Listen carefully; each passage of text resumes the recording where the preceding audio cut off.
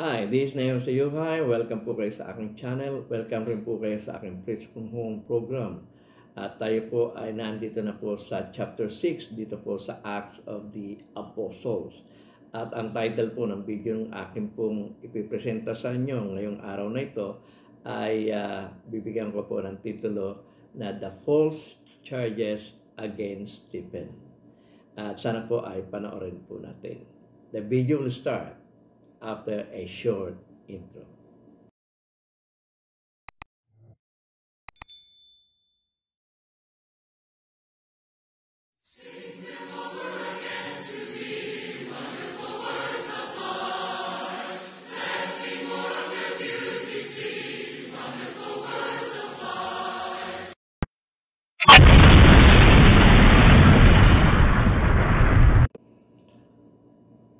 Magandang gabi mga kapatid, muli tayo mag-aaral ng Balang Salita. Sa pagkakataong ito ay tutuloy natin po yung ating serye ng pag-aaral dito po sa Acts of the Apostles. At nandito na po tayo sa chapter 6. At bago natin puntahan ng chapter 6 ay gusto kong mag-review muna tayo sa mga nakaraang video na aking pong ginawa.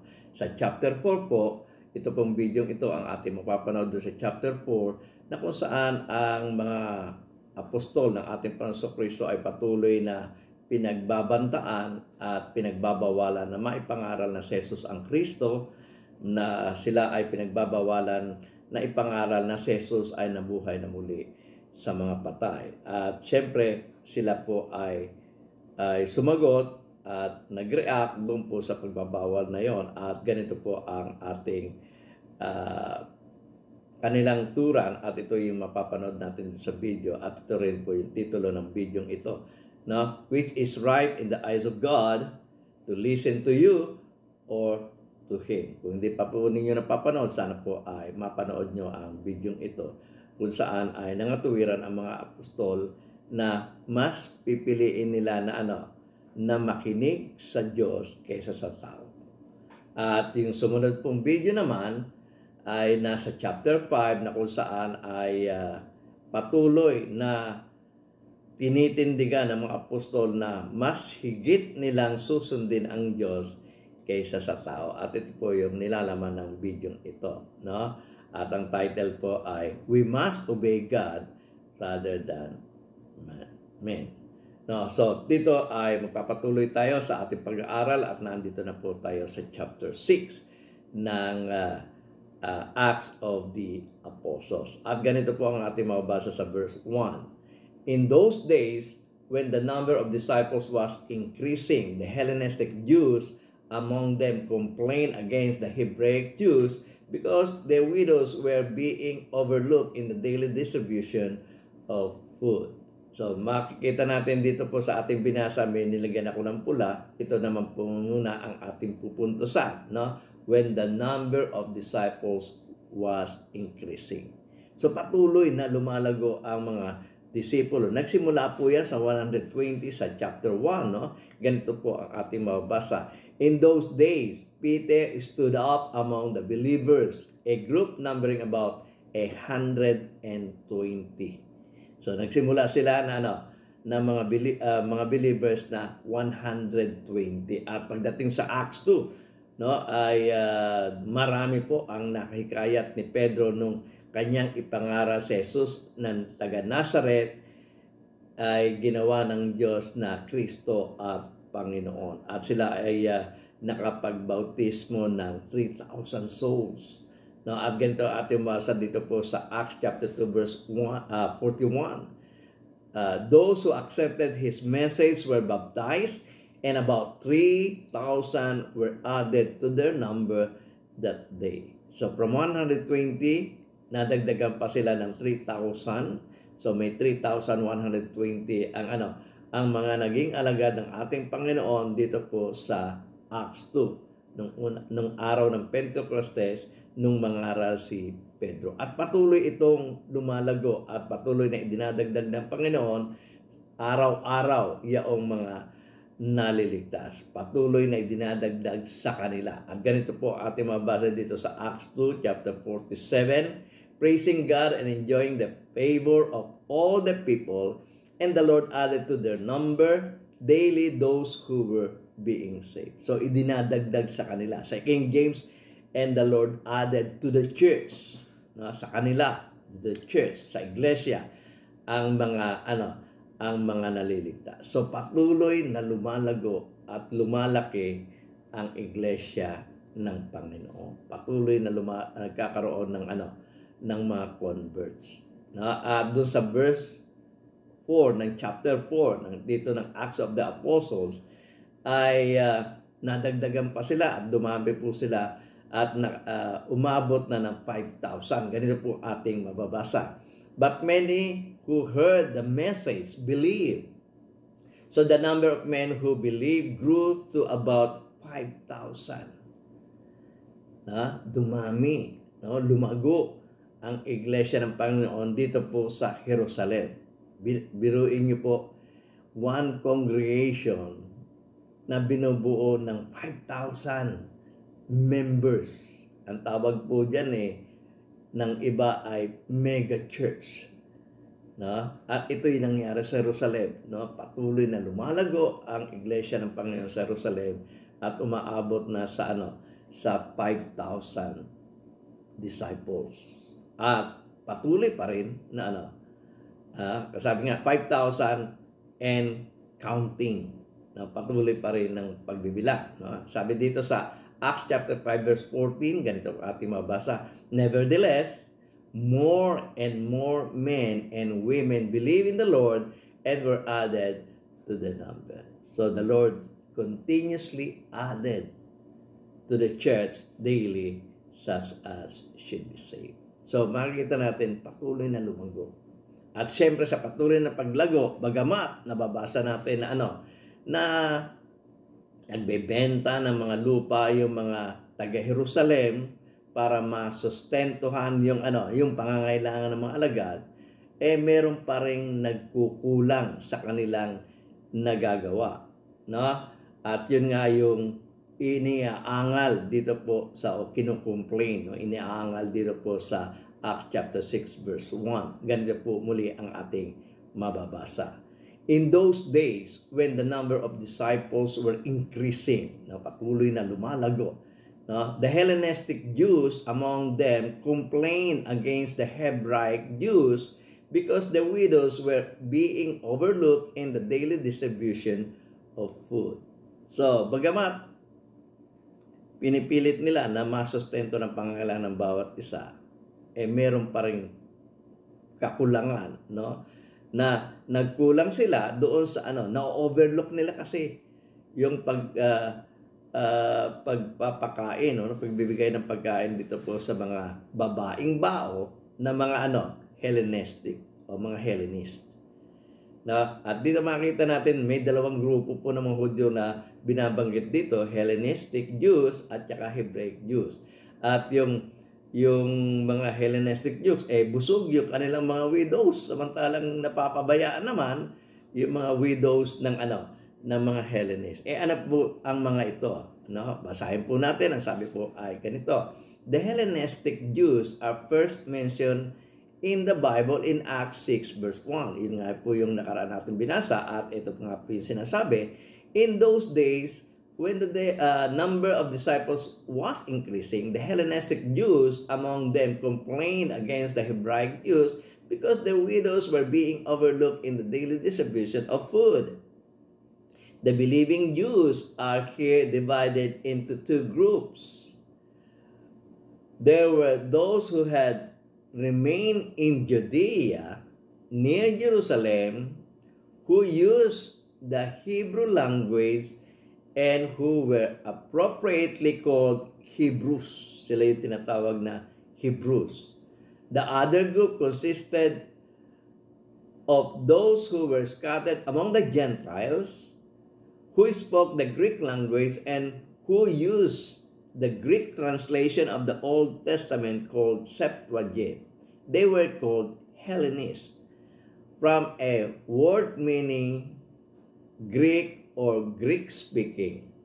To Hellenize is to adopt Greek culture and idea. So ito po yung dalawang grupo ng mga mananampalataya, mga naniniwala na si Jesus ang Kristo, anak ng Diyos ng bahay, mga alagad, mga tinawag o member ng church ng ating Panginoon Kristo dito po sa Jerusalem, na divided into two groups, na yung mga Hellenists o yung mga at yung mga Hebreo.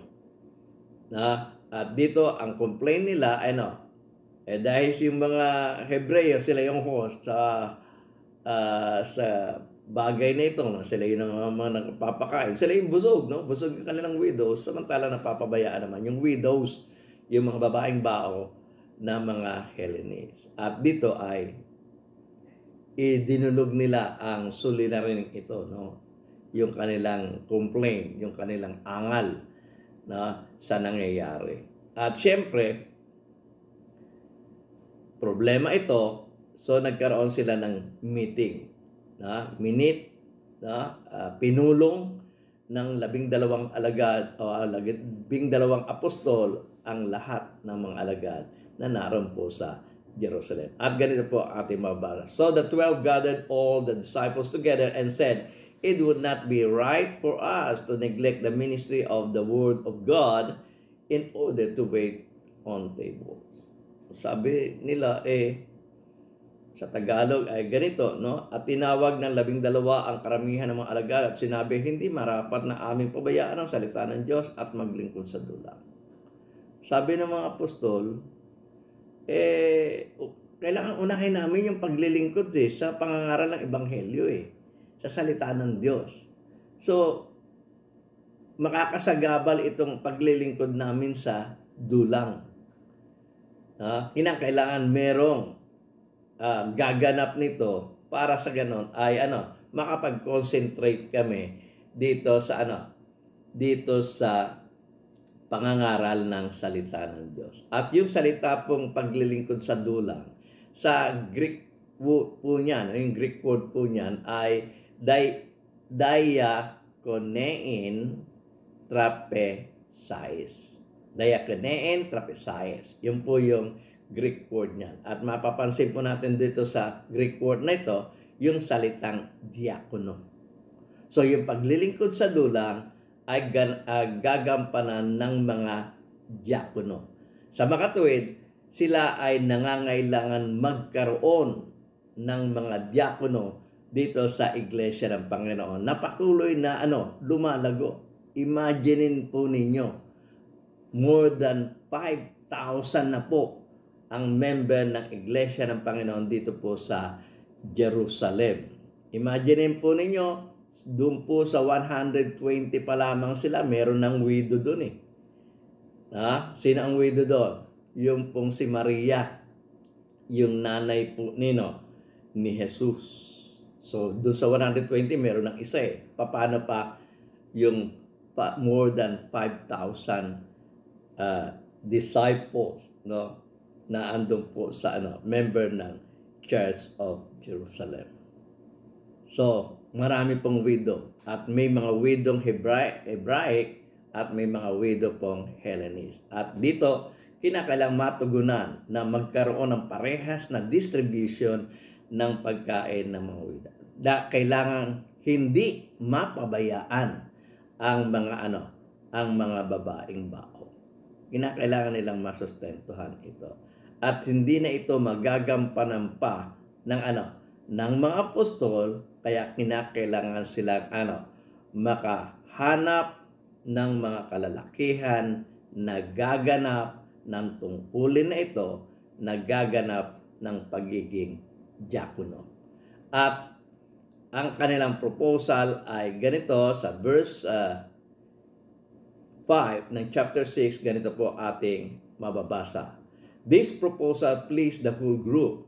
They chose Stephen, a man full of faith and of Holy Spirit. Also, Philip, Prochorus, Nicanor, Timon, Parmenas, Nicholas, a proselyte from Antioch. So, makikita natin, 7 po ito. Ito pong 7 ang napili nila para maging diakono ng iglesia dito po sa Jerusalem. Dami na po nila kasi. So, kinakailangan meron na pong mga gaganap na mga tungkulin na hindi na magagampanan pa ng mga apostol sapagkat sila po ay pinili ng ating Panginoong Hesus mga pangaraling ebanghelyo. Pinili sila ng Panginoong Hesus para mag-witness sa Kanya.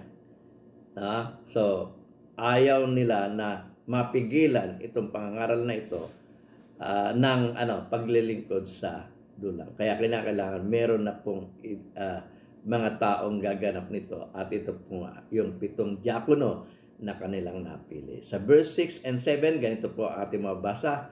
They presented these men to the apostles who prayed and laid their hands on them. So the word of God spread. So nakita nyo, dahil nga hindi na po ito ginagampanan ng mga apostol at nakapag-concentrate na sila sa pangangaral ng ebanghelyo, lalo pang na ipakalat ang salita ng Diyos, natural, lalo pang nadagdagan ang mga disipulo o mga alagad ng ating Panginoong Kristo at naidagdag sa kanyang iglesia. At ganito ating mabasa muli. They presented these men to the apostles who prayed and laid their hands on them. So the word of God spread. The number of disciples in Jerusalem increased rapidly, and a large number of priests became obedient to the faith. Pati na nga po yung mga saserdote ay napaniwala nila at napasama na sa iglesia ng Panginoon. Verse 8, ganito po ating basa. Now Stephen, a man full of grace and power, performed great wonders and signs among the people.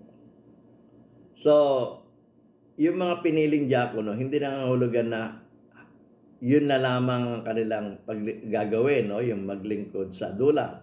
Kinakailangan rin lang matulungan yung mga apostol sa pangaral at maidepensa yung iglesia ng ebanghelyo ng ating Panginoong Hesukristo. At yun nga ay itong si Esteban ay nagpakita ng mga wonders and signs sa mga signs sa mga tao, sa mga Hudyo doon sa Jerusalem. At dahil doon nagkaroon na po ng oposisyon dito sa ginagawang ito ni Esteban. At dahil nga doon nagkaroon po siya ng pakikipagtalo sa iba't ibang mga Hudyo na member ng iba't ibang sinagoga. At ganito po ating basa dito po sa chapter 6 verse 9. Opposition arose, however, from members of the synagogue of the freedmen, o yung libertino, as it was called, Jews of Cyrene, Alexandria, as well as the provinces of Cilicia, Asia, who began to argue with Stephen. So, nagsimula silang makipagdebate kay Esteban. Ganito ang ating mabasa sa Tagalog. Darapwat nagtindig ang ilan sa sinagoga na tinatawag na sinagoga ng mga libertino, freedman, at mga Sareneo, mga Alejandrino, mga Cilicia, at taga-Asya na nakikipagtalo kay Esteban. Tignan po natin dito po sa illustration. Nakita natin yung sinagoga po ng libertino, yung mga taong representative nito, nakipagtalo kay Esteban. Yung pong mga taga-Sereno, nakipagtalo kay Esteban. Yung mga taga-Cilicia, nakipagtalo kay Esteban. Yung mga taga-Asya, nakipagtalo kay Esteban. Yung mga Alejandrino, nakipagtalo kay Esteban. Pinagtulungan nila sa Esteban sa pakikipagdebate. Biro mo yan, isa lang laban sa karamihan. Pero kahit nag-iisa si Esteban, dahil siya ay puspos ng Espiritu Santo at patuloy na ginagabayan ng Espiritu Santo, hindi nila matalo. At yun nga po mabasa natin dito sa verse 10 to 11. At ganito po ating mabasa sa Biblia.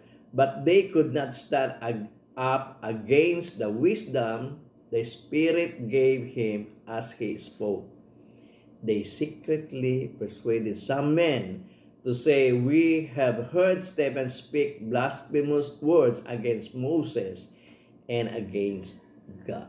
Sa Tagalog, ganito ating mabasa, at hindi sila makalaban sa karunungan at sa espiritu na kanyang ipinangungusap. No? Talo pa rin sila kahit pinagtutulong-tulungan nila sa argumento si Esteban.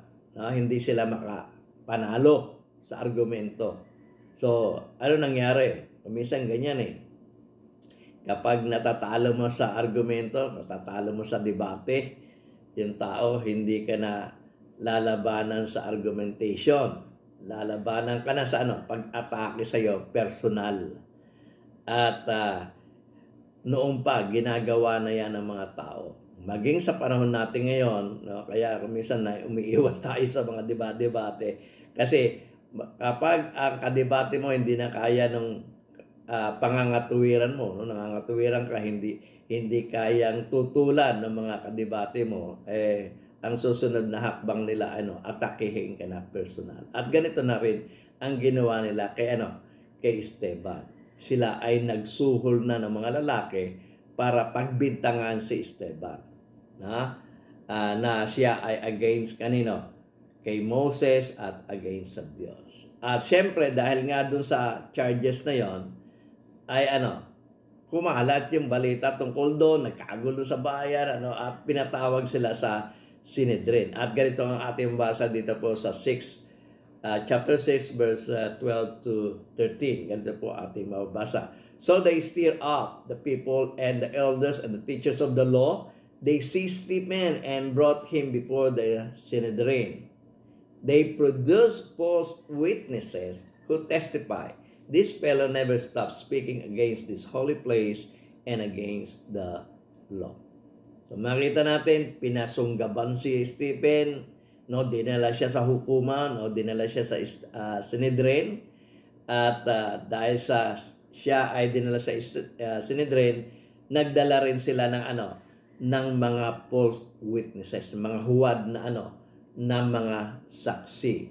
At syempre kung ito'y huwad na saksi, ang gagawin nila?